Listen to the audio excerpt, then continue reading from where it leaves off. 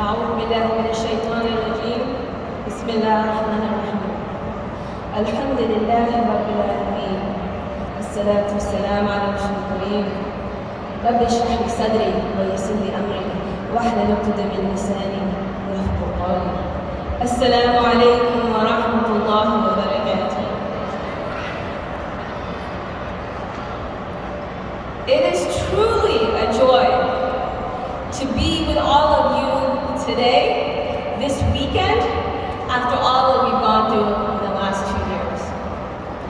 And throughout this weekend, we have talked about the varying aspects of the ayah of the Quran, إِنَّمَا يُسْرِ يُسْرًا, verily, with every hardship comes ease. And one of the major things that we've talked about throughout this weekend has been mental health. And I commend the Mass Convention leadership for tackling and addressing mental health in so many different sessions, because truly it is one of the difficulties we as a community has been facing for the last few years. And so when we remember this ayah, when we remember this ayah, and when we remember that verily with this hardship, Allah subhanahu wa ta'ala has promised us ease, as long as we're working towards change. And as Rami mentioned earlier, we have to fulfill the dua you all left with. And as we've talked about the hardships, I want to shed some light on the path towards resiliency. And to do this, I want to share a story about someone I know, and someone you probably know in your life as well. A woman who is pure-hearted, who loves Allah and His Messenger. However, when she was a child, she had been abused. She had survived the abuse and thought it was behind her. However, when she had her baby, it all came back. It triggered the pain, the hurt, the anger, the questions, all of these confusing emotions, and she didn't know what to do with them. She couldn't understand why, after all of these years, why was it coming now? And no matter what she did, nothing seemed to help. And she sank deeper and deeper into depression. And although she tried many different things, she eventually ended up self-medicating herself with drugs. You see, when you're struggling and you're hitting rock bottom and you don't have the tools to deal with the pain in a positive manner, you do anything to deal with the hurt and pain. Whether it's the use of drugs, whether it's yelling and ruining your beloved relationships, or passing on trauma to the next generation, you just don't have the tools. And it wasn't until she hit rock bottom that she decided to address her mental health issues. She had lost everything, but she didn't realize that there was help. What she didn't realize, and what most of us don't realize, is the beautiful hadith of the Prophet ﷺ. Every illness has a cure, and when the proper cure is applied to the disease, it ends it, God willing. Just like diabetes, blood pressure, depression, and anxiety are illnesses. Illnesses that can be managed and can be cured with the appropriate mental health intervention. So what prevented her from getting help earlier? The sheer lack of mental health awareness and knowledge. She didn't know where to go. She didn't know what to do. She didn't know that change was possible. And she worried about being judged for her We as a community need to recognize that our collective attitudes, comments, judgments has an impact on people's lives. It can prevent someone like this woman from getting life-saving mental health intervention. Instead of getting help, the woman internalized the belief that had she had enough iman, she would be able to handle it. My brothers and sisters, our iman can help us navigate through mental health crisis, but it cannot prevent it. Almost 33% of American Muslims struggle with mental health every day. As a community, we can no longer keep our head in the sand. We need to address it. So how can we change the narrative and build resiliency? Allah subhanahu wa ta'ala reminds us in the Quran, إِنَّ اللَّهَ لَا يُغَيِّرُ مَا بِقَوْمٍ حَتَّى يُغَيِّرُوا مَا بِأَنفُسِهِمْ. Allah will not change the condition of a people until they change what is within themselves. It is our job to make a change in our community.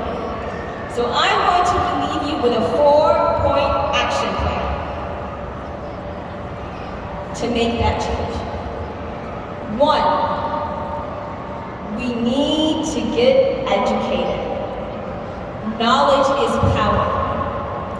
We need to have the basic knowledge about mental health. What does depression, anxiety look like?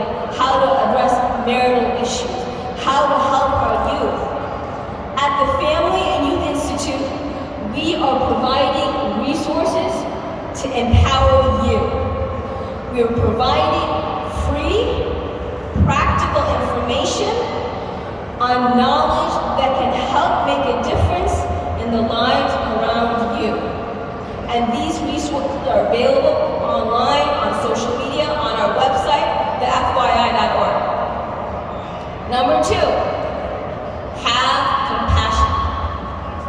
While you increase your knowledge about mental illness, see beyond the illness, see the person, see their humanity. If you reduce the individual to the illness, you're part of the problem. Instead, be part of the solution. Reduce stigma by how you talk about illness, how you treat people. And I want to share an example in the seerah that's helpful for us to understand. There was a Sahabi by the name of Nu'aym ibn Amr. He struggled with alcohol dependence. And yet, he was one of the first to accept Islam in Medina. He was amongst the Badriyun, the ones who stood up and faced the courage at Badr. He was there Uhud. He was there all the major expeditions. But he struggled with alcohol. And no matter how much he tried, he couldn't let go. And with each time, he dealt with a different, more severe punishment. And that one of the Sahabis got so frustrated with him, Umayyah, radiallahu anhu, and he cursed him. And when the Prophet ﷺ heard about this, he was so furious. And he responded, no, don't do such a thing. Indeed, he loves God and His Messenger. The major sin does not put one outside the community, and the mercy of Allah is close to the believers. Why am I sharing this? Because these struggles are real, and we experience them as the Sahabis. And Allah and the Prophet had mercy on them, and so we should have mercy on our brothers and sisters. So let's try to exemplify the compassion of the Prophet. Number 3,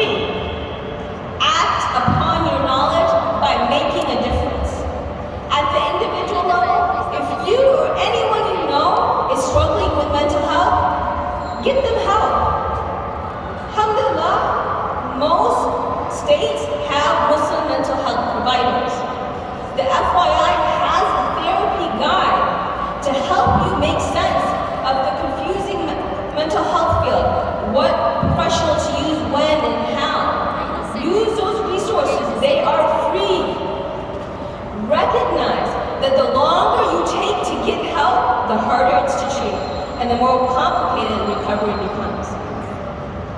In addition, make change at your community. Make sure that your masjid, your Islamic school, your youth group, your organization has mental health resources. We have so many resources that you can download for free on our website, the FYI.org. Use it, it's for you. Commit to having regular khutbahs and programming in your community that address mental health issues, family wellness, and concerns of young people. And number 4 of our action plan, make dua. As we do the work to increase mental health resiliency in our community, we also need to remember Al-Khaliq, our Creator, and seek Him for His help and guidance. And one of the many du'as that the Prophet ﷺ reminded us to recite, Allahumma inni a'udhu bika min al-hammi wal-hazan. Oh God, I seek refuge in you from worry and sadness. We need to do the work and rely on Allah subhanahu wa ta'ala while we're doing the work. Depression and anxiety are real, they're hard, they're challenging, and we need to do everything in our capacity to make change. And as we implement these 4 action items, increase mental health awareness, exemplify compassion, take action individually and collectively, and make dua, we can bring about healing within our communities. And as we do this, if you're struggling with loss, that's why I had to be treatment. If you're struggling with suicidal thoughts, we have resources for you. If you're thinking about marriage and you haven't had or seen good examples, we have resources for you. Or if you're going through a divorce and you don't know if you should go through with it, we have resources for you. We, the FYI, and many other mental health Muslim organizations have resources for you. Please use them. It is meant to help make a difference in our community. And as we go back to the mother that I mentioned at the beginning, in the end, this woman had the courage to change. We were able to help reduce the stigma by sharing the story of Nu'aym and Amr. She was able to feel less alone. We were able to help her address the early childhood trauma and why the birth of her child triggered things, those memories, and how to process that trauma. And as we parted our ways, she realized that her life could be different. And she didn't have to repeat the past. She left with hope for her future, hope in Allah, and hope as a parent. As I end, I ask Allah subhanahu wa ta'ala to help all of us suffering silently, to help the needs to decrease our praying. I ask Allah subhanahu wa ta'ala to increase our knowledge so that we may benefit our brothers and sisters who are struggling, and to be more sensitive and compassionate and understanding and supportive. And I ask Allah subhanahu wa ta'ala to make us among those who lead positive change and reduce stigma within our communities. Jazakallah.